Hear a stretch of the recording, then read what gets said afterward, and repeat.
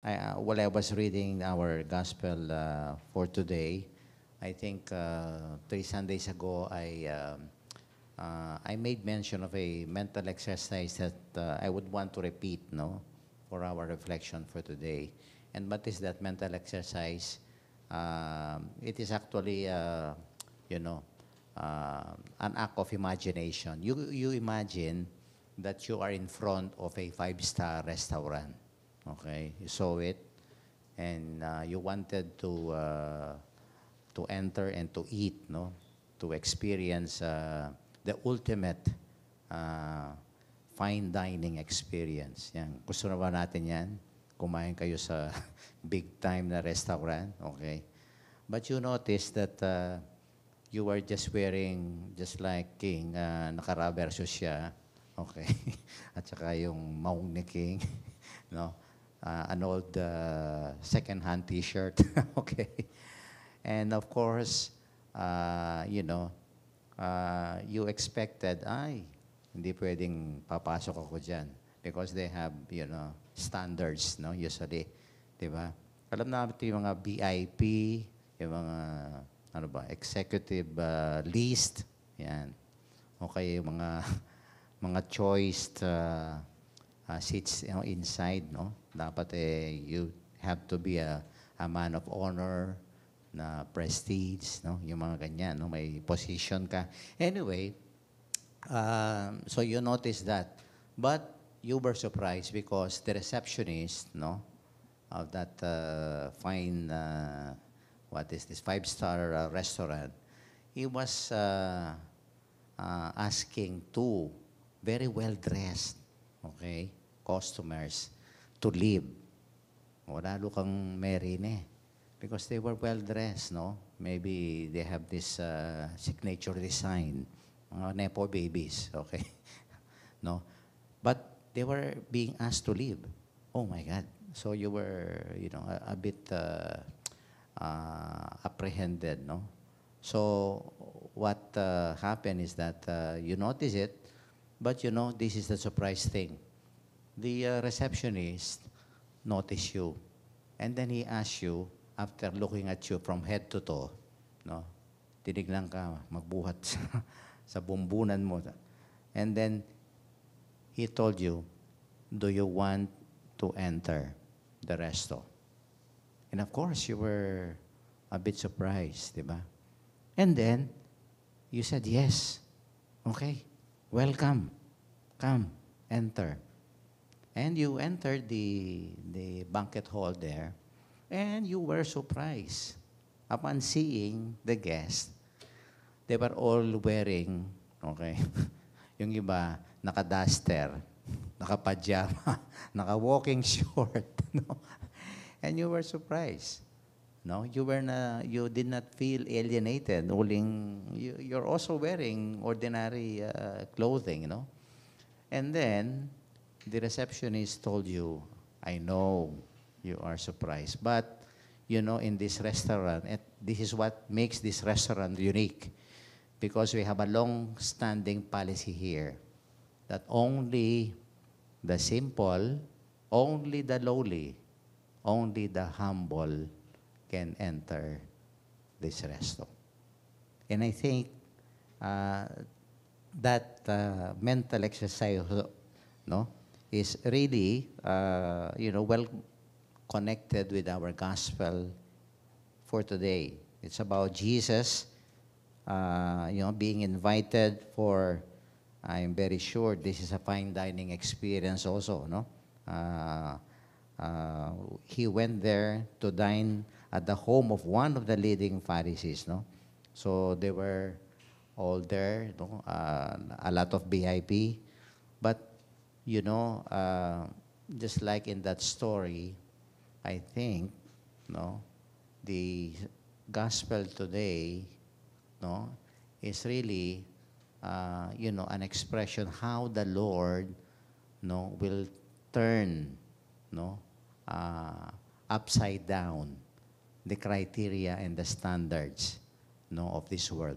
The first reading today tells us that God has a different way of thinking, It says, the richness of the wisdom, the knowledge, and the judgments of God are incomprehensible. They are unsearchable, His ways. No, ibang-iba doon sa ating mga criteria at mga standards. Tayo, alam natin, yan, mga BIP. Pero sino ba ang BIP? No? Sa banquete, the eternal banquet in heaven. Well, I think, just like in that story, only the simple, the lowly, and the humble can enter the banquet hall in heaven. And I think humility is really very, very foundational as a virtue that we all should practice in our life. Embracing humility. And I think that is what the Lord here was telling the host of this meal. When you hold a lunch, do not invite your friends or your brothers and sisters, your wealthy neighbors. Meaning to say, invite those who are poor, crippled, lame, blind.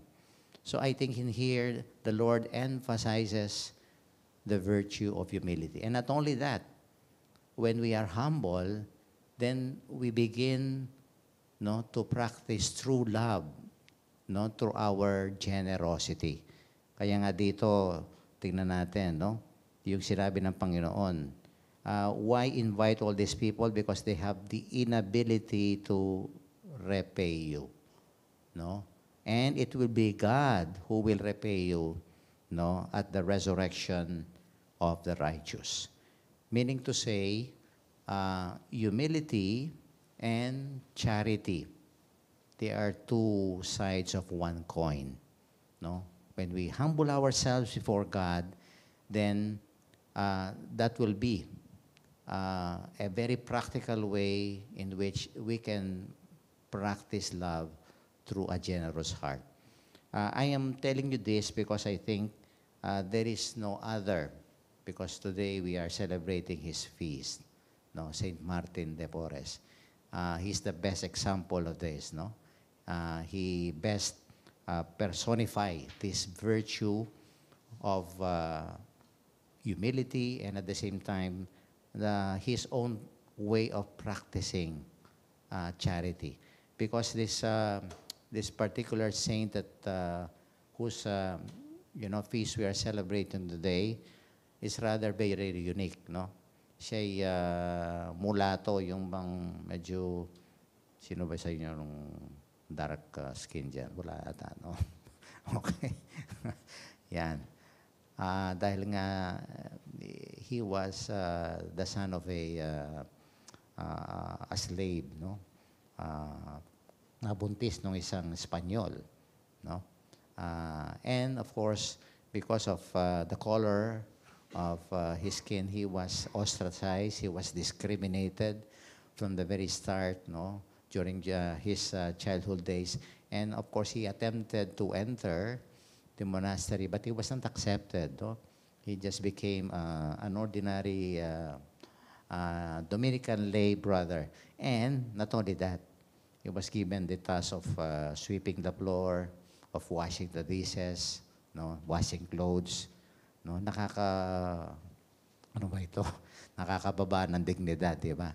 Pero, he accepted all this in his life. Why? Because he knew for a fact who he is before God. Just a simple, a humble servant of God. He just want to serve God. And that humility really was foundational in his life. In serving, in choosing to serve the poor during that time, the sick. He was actually assigned to give meals to those who are coming, visiting the monastery. Okay? And I think the life of Saint Martin de Porres really exemplified the virtue of humility and, of course, our resolve to practice the greatest commandment, no? Which is charity and love of God and love of neighbor. And the Lord was so particular about those whom we cannot, or those whom we cannot, they cannot repay us. Yung hindi sila makakaganti.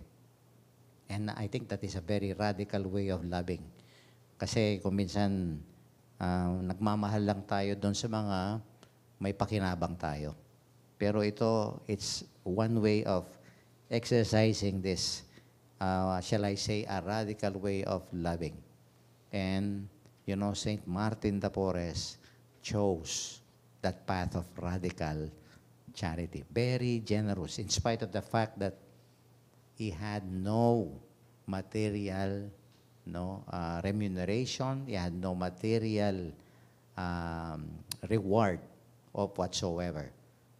And he knew for a fact that only God is enough for him to be his reward. To end my homily, I was reminded by this. I think it is just a myth, no? Myth or story about St. Martin de Porres. Because one time, the superior in the monastery told him, to get rid of mice, no? Yung mga daga. Kasi maraming daga sa monasteryo. Sabi nung superior, ay, Martin, lasunin mo yung mga dagang yan. No? But look at what happened. So sabi niya, sige po, may gagawin akong paraan. So what he did, ito yung ginawa niya, out of humility, compassion, charity, my God, talagang iba talaga itong si Martin de Porres. Ang ginawa niya, because he is also a lover of animals. Okay? So he went to the garden at alam niya kung saan nakatira yung mga daga. At alam niyo ang sinabi niya, humbly, I beg of you, sabi nila, wag na kayong pumunta sa loob ng monasteryo. Nakikiusap ako. Siya pang nakiusap. At sabi niya, and because of that, I will feed you. Dito, dadaling ko na lang yung pagkain nyo. Pero wag kayong pumunta sa loob ng monasteryo. Wow. Look at that, Talagang makikita mo doon his sense of humility, his sense of charity, even to the creatures created by God. Kaya dito siguro, ito ating hilingin sa kanyang kapistahan, as we live in a world that is so competitive, a world that we focus more on our ambitions, on prestige, fame, popularity.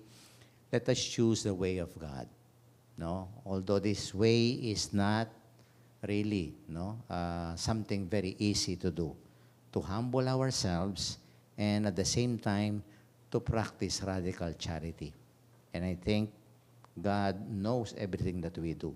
And just like St. Martin de Porres, his only intention was to serve God. And he knew for a fact, that from then on, that he decided to serve the Lord. Only God suffices in his life.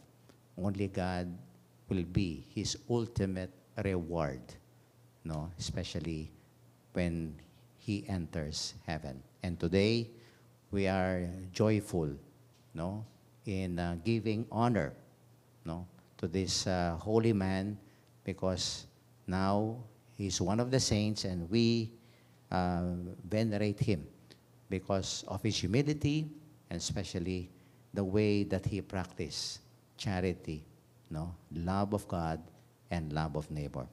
May the life of Saint Martin de Porres be an example for all of us to choose the ways of God, to practice humility and radical charity. Amen.